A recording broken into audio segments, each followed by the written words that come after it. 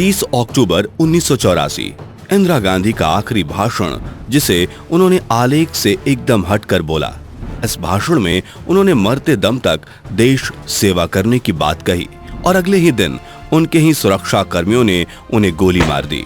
आखिर क्या हुआ था उस दिन? अपने आखिरी 24 घंटे में इंदिरा गांधी ने क्या क्या किया? आइए जानते हैं कैसे थे नेहरू जी की प्रियदर्शिनी और भारत की पहली महिला प्रधानमंत्री इंदिरा गांधी के जीवन के आखिरी 12 घंटे। 30 अक्टूबर 1984 को दोपहर भुवनेश्वर में एक चुनावी रैली में इंदिरा गांधी को भाषण देना था। वैसे तो यह भाषण हमेशा की तरह उनके सलाहकार HY शारदा प्रसाद ने ही लिखा था, लेकिन शायद इंदिरा को नियति का एहसास हो गया था। वो लिखित भाषण से अलग बोल रही थी। अपने भाषण में उन्होंने कहा, मैं आज यहां हूं, कल शायद यहां ना रहूं। मुझे चिंता नहीं, मैं रहूं या ना रहूं। मेरा लंबा जीवन रहा है और मुझे इस बात का गर्व है कि मैंने अपना पूरा जीवन अपने लोगों की सेवा में बिताया है।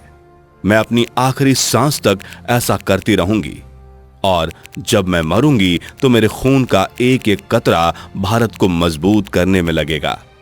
उनके इस भाषण से राज्यपाल भी हैरान थे।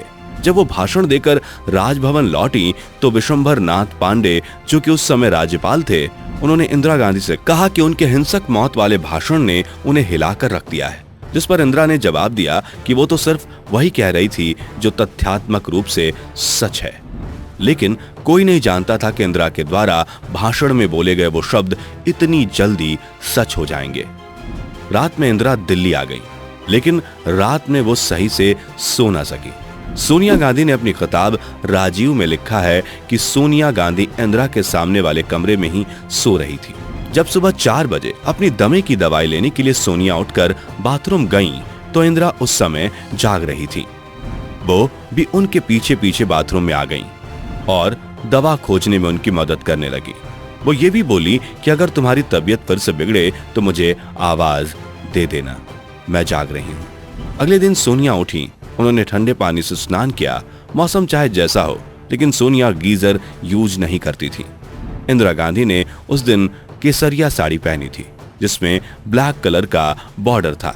उन्होंने नाश्ते में 2 टोस्ट, सीरियल्स, संतरे का ताजा जूस और अंडे लिए।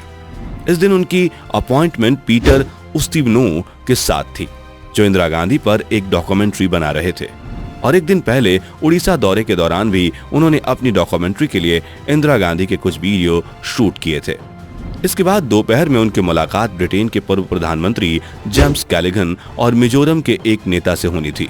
शाम को उन्होंने ब्रिटेन की राजकुमारी एने को डिनर के लिए इनवाइट किया था। नाश्ते के बाद जब मेकअप मैन उनका मेकअप कर रहे थे, तभी उनके डॉक्टर KP माथुर वहां पहुंच गए। वो रोज इसी समय उन्हें देखने पहुंचते थे। उन्होंने डॉक्टर माथुर को भी अंदर बुला लिया और दोनों ने कुछ देर बातें की। इसके बाद इंदिरा इंटरव्यू में जाने के लिए निकली। उस दिन उन्होंने बुलेट प्रूफ जैकेट नहीं पहना था, क्योंकि वह इंटरव्यू में अच्छा नहीं लगता था। 9:10 पर जब इंदिरा गांधी बाहर आईं तो हल्की धूप थी। उन्हें धूप से बचने के लिए एक सिपाही नारायण सिंह काला छाता लिए हुए उनके बगल में चल रहे थे। उनसे कुछ कदम पीछे थे RK धवन और उनके भी पीछे थे इंदिरा गांधी के निजी सेवक नाथूराम। इस बीच एक कर्मचारी एक टी सेट लेकर उनके सामने से गुजरा, जिसमें उस्तिनोव को चाय सर्व की जानी थी। इंदिरा ने उसे बुलाकर कहा कि उस्तिनोव के लिए दूसरा टी सेट निकाला जाए। जब इंदिरा गांधी 1 अकबर रोड जोड़ने वाले विकेट गेट पर पहुंची तो धवन से बात कर रही थी। सब कुछ काफी नॉर्मल लग रहा था, लेकिन तभी अचानक वहां तैनात सुरक्षाकर्मी बेअंत सिंह ने अपने रिवाल्वर निकालकर इंदिरा गांधी पर फायर किया। गोली उनके पेट में लगी। इंदिरा ने चेहरा बचाने के लिए अपना दाहिना हाथ उठाया तो, लेकिन तभी बेअंत सिंह ने 2 और फायर किए। ये गोली उनकी बगल, सीने और कमर में घुस गई। वहां से लगभग 5 फुट की दूरी पर दूसरा सुरक्षाकर्मी सतवंत सिंह अपनी टॉमसन ऑटोमेटिक कार्बाइन के साथ खड़ा था। इंदिरा गांधी को गिरते हुए देखकर वो इतनी दहशत में आ गया कि अपनी जगह से हिल भी न सका। तभी बेअंत सिंह ने चिल्लाकर उससे कहा, गोली चलाओ।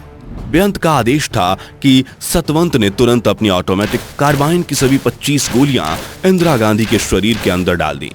सुरक्षा बलों की ओर से कोई प्रतिक्रिया नहीं आई। सतवंत फायर कर ही रहा था कि सबसे पीछे चल रहे रामेश्वर दयाल ने आगे दौड़ना शुरू किया, लेकिन इससे पहले कि वो इंदिरा गांधी तक पहुंच पाते, सतवंत ने उनकी जांग और पैर पर गोली चलाई और वो गिर पड़े। बेअंत सिंह और सतवंत सिंह दोनों ने अपने हथियार नीचे डाल दिए। बेअंत सिंह ने कहा, हमें जो कुछ करना था हमने कर दिया, अब तुम्हें जो करना हो तुम करो। तभी नारायण सिंह ने आगे कूदकर बेअंत सिंह को जमीन पर पटक दिया। पास के गार्ड रूम से आईटीबीपी के जवान दौड़ते हुए आए और उन्होंने सतवंत सिंह को भी गिरफ्त में ले लिया। वैसे तो वहां हर समय एक एम्बुलेंस खड़ी रहती थी, लेकिन उस दिन उसका ड्राइवर वहां से गायब था। इतने में इंदिरा के राजनीतिक सलाहकार माखनलाल फौतेदार ने चिल्लाकर कार निकालने के लिए कहा। कार निकाली गई। इंदिरा को जमीन से उठाकर सफेद एम्बेसडर कार की पिछली सीट पर रखा गया। आगे की सीट पर धवन, फौतेदार और ड्राइवर से। जैसे ही कार चलने लगी, सोनिया गांधी नंगे पांव अपनी ड्रेसिंग गाउन में मम्मी मम्मी चिल्लाते हुए भागती आईं। इंदिरा गांधी की हालत देखकर वो उसी हालत में कार के पीछे की सीट पर बैठ गईं। उन्होंने खून से लथपथ इंदिरा गांधी के सर को अपने गोद में ले लिया। कार बहुत तेजी से एम्स की तरफ बढ़ी। 4 किलोमीटर के सफर के दौरान कोई भी कुछ नहीं बोला। सोनिया का गाउन इंदिरा के खून से भीग चुका था। कार 9:32 पर एम्स पहुंची। इमरजेंसी वार्ड का गेट खोलने और इंदिरा को कार से उतारने में 3 मिनट लग गए। वहां पर एक स्ट्रेचर तक मौजूद नहीं था। जैसे तैसे एक स्ट्रेचर का इंतजाम हुआ। इंदिरा के दिल की मामूली गतिविधि दिखाई दे रही थी, लेकिन नाड़ी में कोई धड़कन नहीं मिल रही थी। उनकी आंख की पुतलियां फैली हुई थी, जो संकेत था कि उनके दिमाग को क्षति पहुंची है। इंदिरा को 80 बोतल खून चढ़ाया गया था। वहां मौजूद डॉक्टर्स में से एक डॉक्टर गुलेरिया बताते हैं कि मुझे तो देखते ही लग गया था कि वो इस दुनिया से जा चुकी हैं, लेकिन कंफर्म करने के लिए उन्होंने ईसीजी किया। गुलेरिया कहते हैं कि फिर मैंने वहां मौजूद स्वास्थ्य मंत्री शंकरानंद से पूछा कि अब क्या करना है, क्या हम उन्हें मृत घोषित कर दें? उन्होंने कहा नहीं। फिर उन्हें ओटी में ले जाया गया। डॉक्टरों ने देखा कि गोलियां उनके लीवर के दाहिने हिस्से को छलनी कर चुकी हैं। उनकी बड़ी आंत में कम से कम 12 छेद हो गए हैं। छोटी आंत को भी काफी क्षति पहुंची थी। उनके एक फेफड़े को भी गोली लगी थी और रीढ़ की हड्डी भी गोलियों के असर से टूट गई थी। सिर्फ उनका हृदय ही सही सलामत था। गोली मारे जाने के लगभग 4 घंटे बाद 2:23 पर इंदिरा गांधी को मृत घोषित कर दिया गया।